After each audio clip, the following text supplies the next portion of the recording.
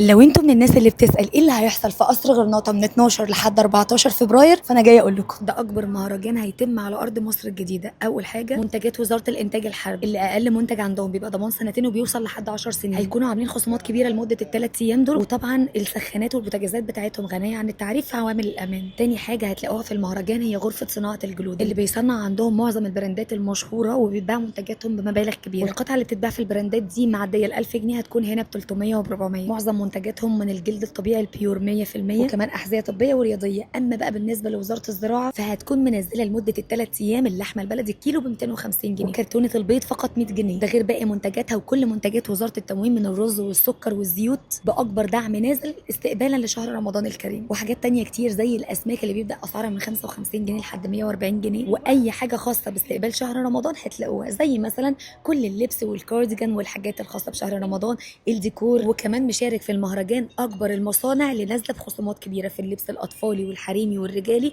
والسكين كير وكل الادوات المنزليه ولعب الاطفال وحاجات تانية كتير هتلاقوها متاحه جوه المهرجان. هيكونوا شغالين من الساعه 10 الصبح لحد الساعه 12 بالليل لمده الثلاث ايام، واقرب محطه مترو هي الاهرام.